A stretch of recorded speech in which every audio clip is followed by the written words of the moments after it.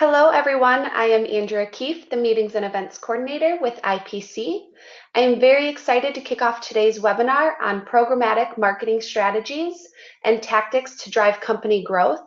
It's important to note that today's webinar is being recorded and will be sent to you via email a few business days concluding this webinar.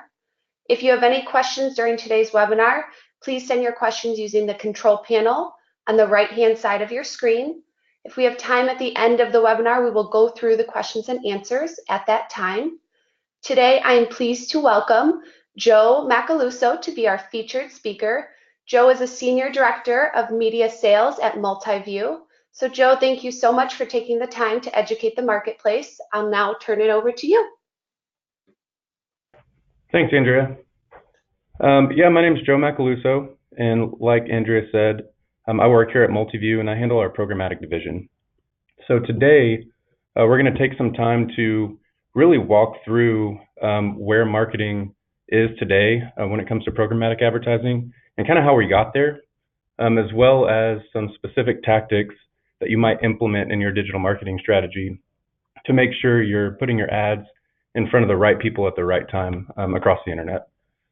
So I want to get started with, where advertising was a few years ago. And it was pretty simple. In the B2B space, it was more about finding the right website to put your ad on. So typically, as an advertiser, you would find, say, an industry website and go to that website directly and buy an ad space on it. It was as simple as that. And I'm talking maybe year 2000 to 2003. This was the main form of buying digital ad space.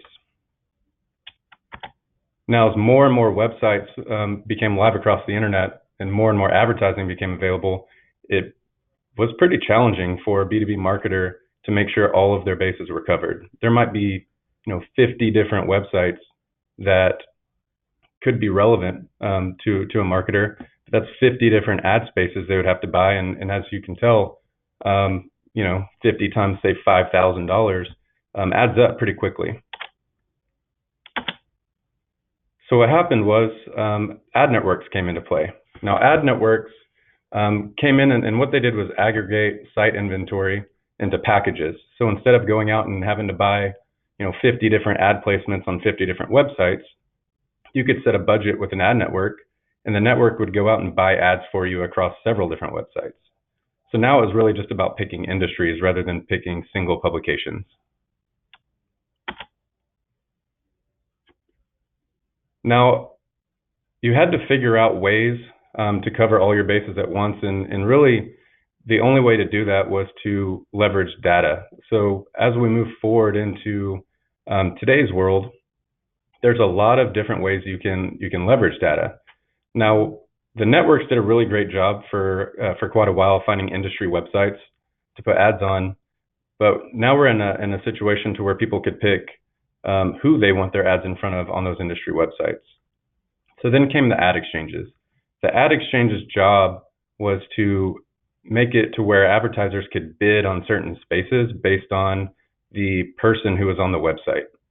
And we'll get to some of that here in a second, but really I wanted to show you this page because there are millions of websites out there that you can put your ads on. There's industry sites, there's topical sites, there's social media sites, but it goes further than that. We don't care about the website, we care about the user. So once you figure out who the user is, you can set up your ad campaign to make sure you're only spending money on that user rather than spending money on an entire industry or website. So getting into programmatic and the definition of programmatic, it's an automated and data-driven way to buy and sell media. All this means is that you can program technology to buy ads on your behalf based on a user. So if you look at this picture here on the screen, you can see it's quite complicated. We certainly aren't going to go through all of this and all the moving parts when it comes to programmatic. But simply put, it's a way that you can leverage data in an ad buying process to put ads in front of the right people at the right time.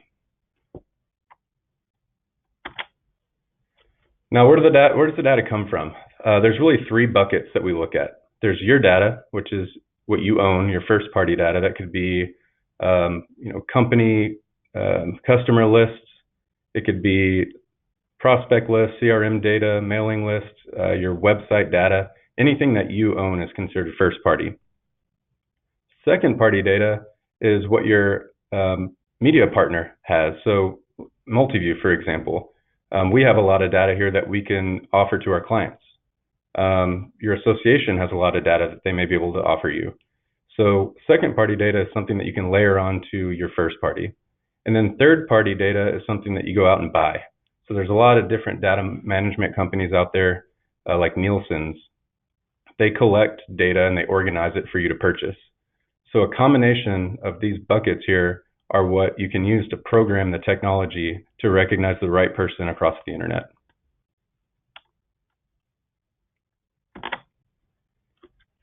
So when you think of programmatic technology, it's something that you can use to drive the right traffic to the right person, but it's really about efficiency. You don't want to go out and waste marketing dollars across the internet when you can program a technology to spend money on your behalf based on people who are qualified to see your ads. So these main bullet points are really the key points when you're looking at a programmatic campaign. Putting ads in front of people who look like your customers, people who are searching for your brand, searching for your products, people researching your competitors. All these are trigger points. People who are at a physical location, like a trade show or a conference, or even a competitor store. People who are coming and going from your website. That's very important. And then obviously people in your database. All these qualifiers are what trigger an ad campaign in the programmatic space.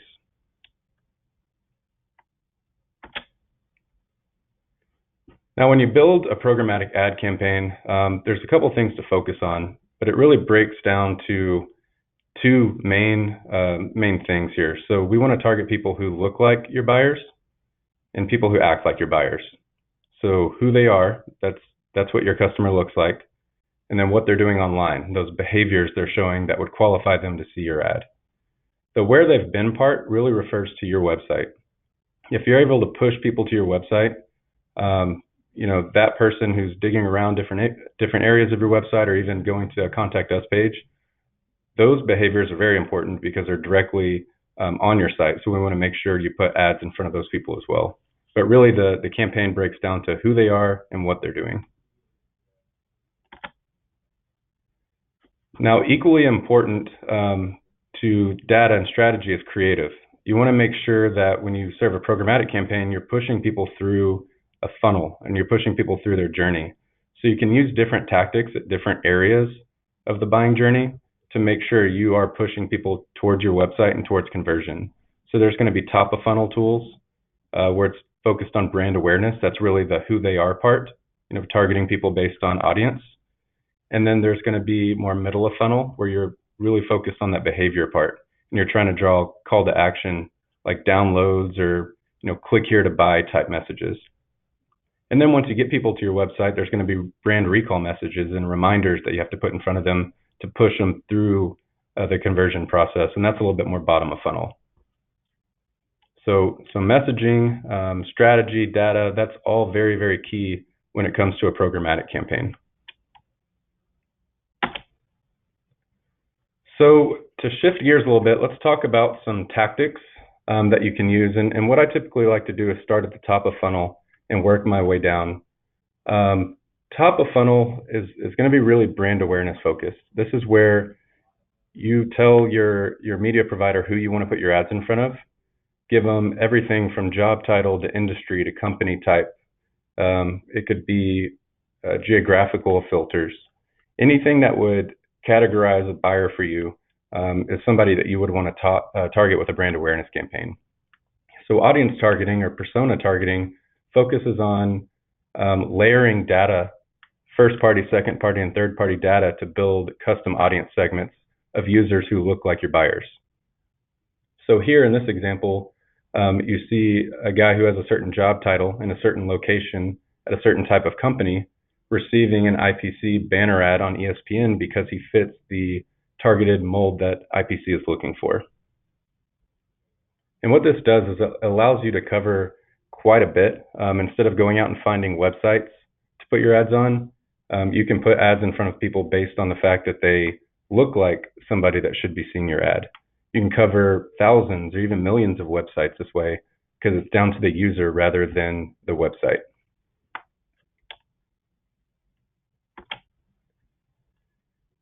Now, behavioral targeting is a little bit different.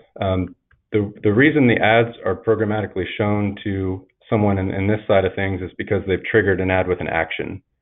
So behavioral refers to a lot of different actions, but there's really three main actions that you look for. One is search action, another is contextual or content consumption, and then the other is any kind of research around your competitors. So with behavioral targeting, you can put ads in front of people who are either looking for you, your business, your products, your industry, people reading, maybe they're reading reviews or reading articles about your business or competitors or just your industry in general. And then you can target people who are specifically looking for your competitors, whether that means they have a history of searching their brand name or their products or even going to their website. So with behavioral, the whole idea is that if they are looking for what you offer, you want to be there in real time to put your ad in front of them. So when that person, for example, goes to CNN.com, because in the last 30 days, they've searched your keywords or searched IPC's keywords, they're now qualified to see an IPC ad. So we would serve this ad in real time to this person based on their previous actions or their buying behaviors. And this is probably the main form of programmatic. There's a lot of different types you can use out there, but this is probably the most heavily used. And it really does cover quite a bit when it comes to the funnel. You know, this covers the entire research phase. If people are out there showing any kind of research tendencies, you got to be there to make sure you're a part of that research process. And here's another example. This is the contextual example. This person is on an industry relevant website reading industry relevant topics within those articles or keywords. So all these little data points build up in this person's profile. So when they get to ESPN in this example, because they have all those data points built up in their profile, it tells the technology to put an IPC ad in front of this person. They've qualified themselves.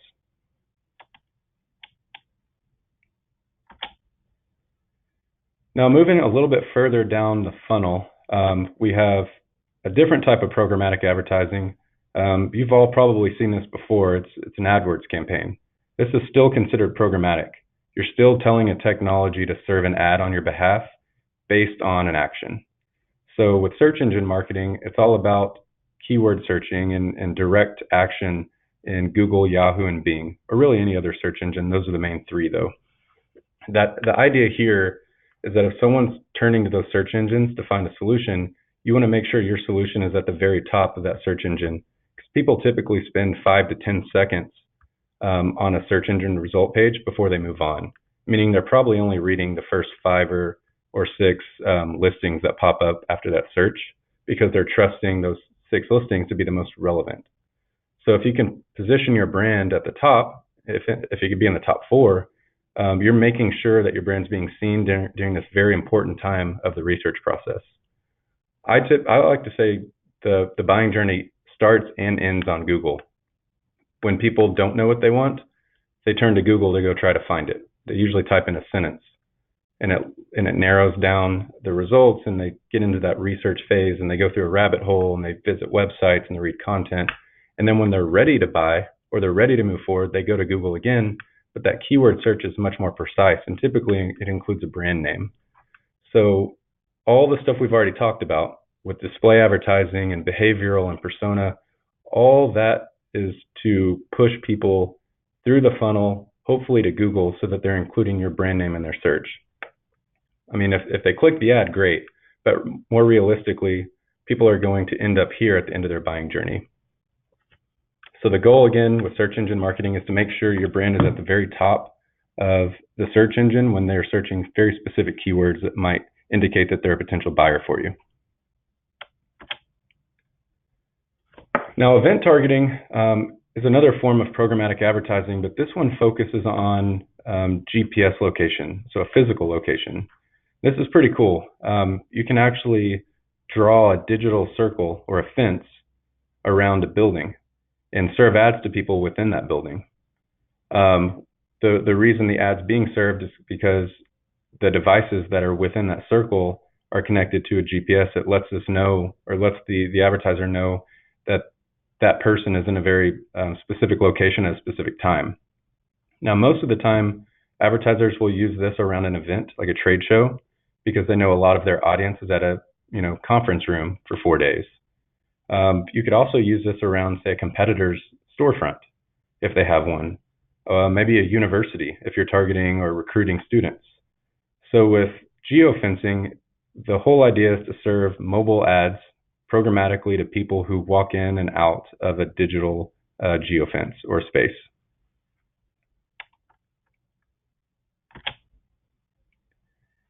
Now, site retargeting is something you're probably very familiar with. This is more of a, this tactic is probably the first type of programmatic advertising that was launched. A lot of consumer-based companies use this, like Amazon, Walmart, Groupon. If you've ever gone to Amazon and put a product in your cart and then move on, don't buy the product, but you move to another website, you're probably going to see that product following you around the internet. That's because Amazon is site retargeting you. They're basically placing a cookie onto your browser, your device, and then that cookie basically tells Amazon that you've been on their website. You can do the same thing for your website, and you should. You're spending all this money and this time and the effort pushing people into your website. You're still subject to the same results. 98% of your first-time web traffic is going to bounce off your site, meaning they're going to get there, they're going to browse around, see what you're about, and then they're going to go back to Google probably to find companies to compare you to. It's just part of the research phase. So with site retargeting, you're able to put a pixel on that person once they get to your site, and then put ads back in front of them to get them back to your site. The more times they come back to your site, the higher your conversion rate is going to be. The more trust you build, the more confidence you build in that person, and then they'll actually submit information on your website. No one typically submits their information the first time they get to any website. That includes Amazon and Groupon and Walmart. So you can imagine how difficult it is in the B2B space. So site retargeting is very important. You can have different site retargeting pixels in different areas of your site. You could have one on your home page for educational purposes as far as messaging goes. You could have one on your contact us page that's a little bit more direct.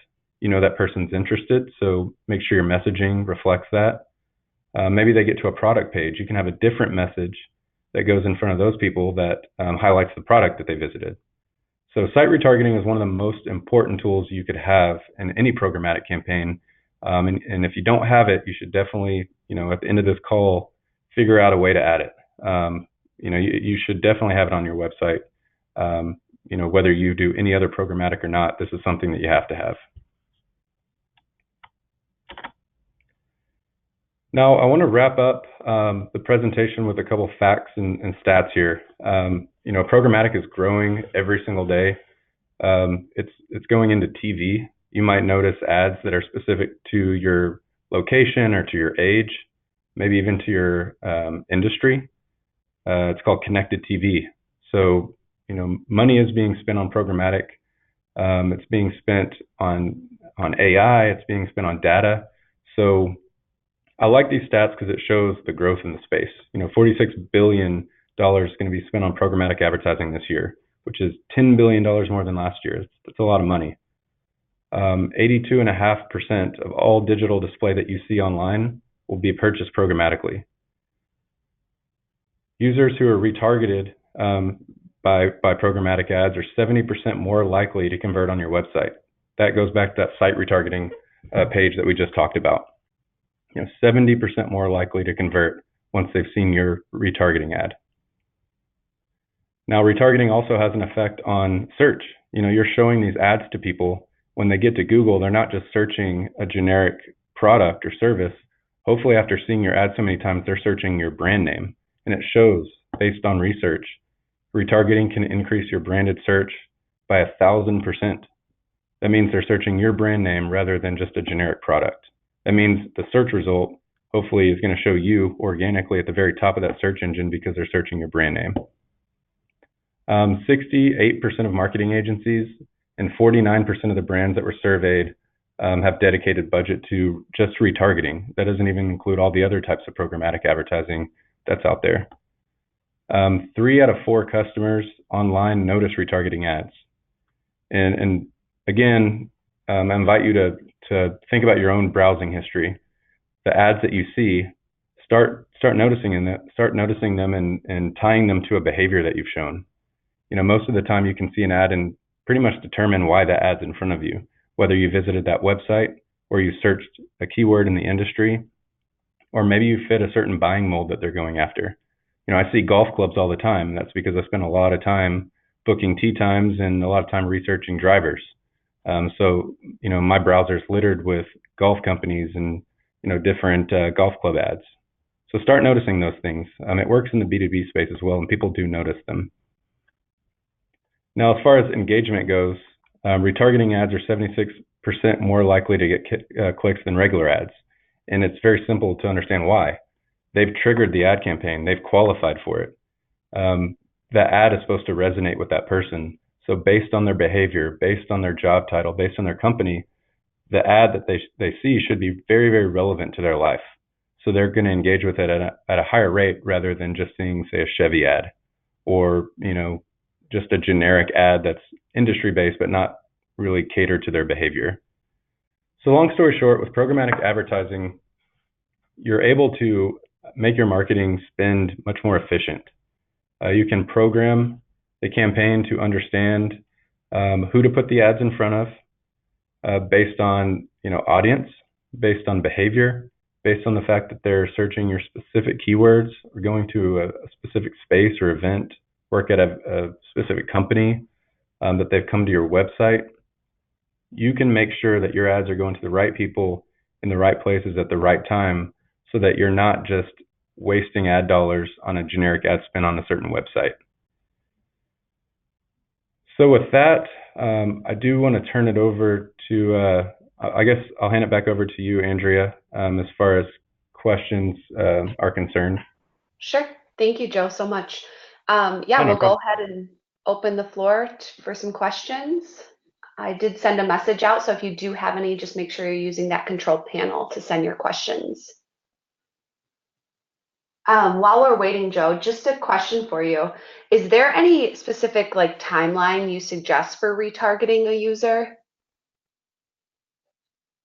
Yeah, so it's typically a 30-day window, Okay. especially with behavioral.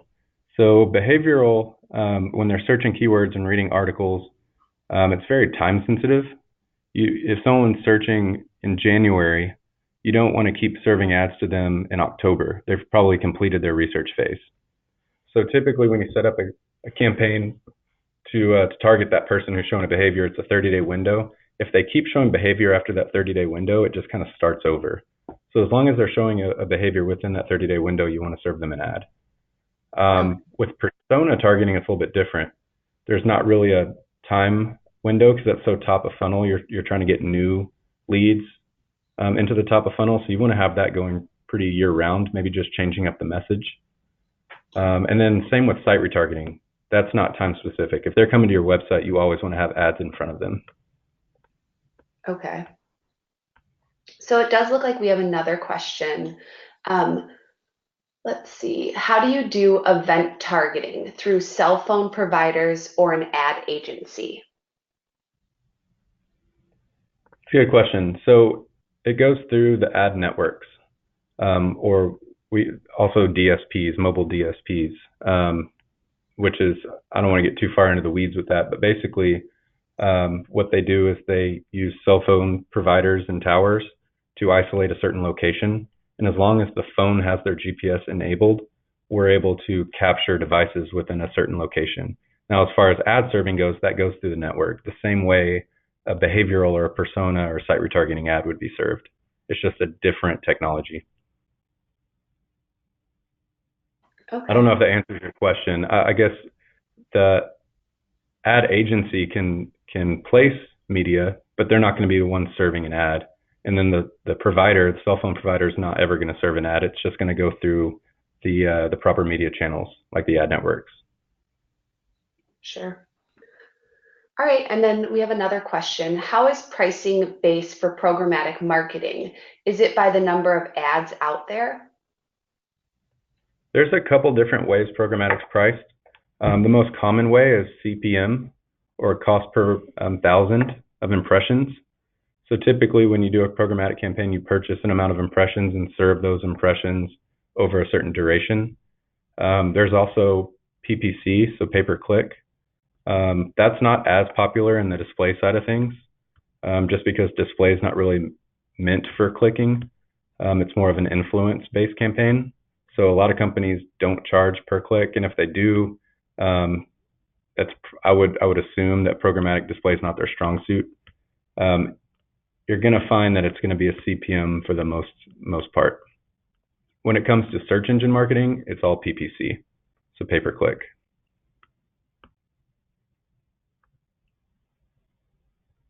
Okay, it looks like, let's see, there's one more question. Most of the things covered in this webinar sound like, sound like they need to done through an agency, correct? This goes beyond CEO. Yeah, I would say so. Whether it's an agency or some sort of media partner that helps you out, there's a lot of data aggregation. You got to have a lot of design, a lot of different banners to have an effective. You can certainly do it on your own, but to have an effective campaign, it makes most sense to have someone dedicated to the account at all times. So it's the optimization and the serving and all that stuff is monitored. There are some self-serve platforms out there, but unless you have someone dedicated to that, like you hire them to run a programmatic campaign, then it would make more sense to work with an agency. Okay, I think that is all the questions. All Cool. right. Well, thank you so much, Joe. We really appreciate your time. Yeah, thanks for the invite. I enjoyed it. And if anybody has any questions later on, just feel free to pass them on and we can get them answered. Sounds great. Thanks, everyone. Have a wonderful day. Thanks. Bye.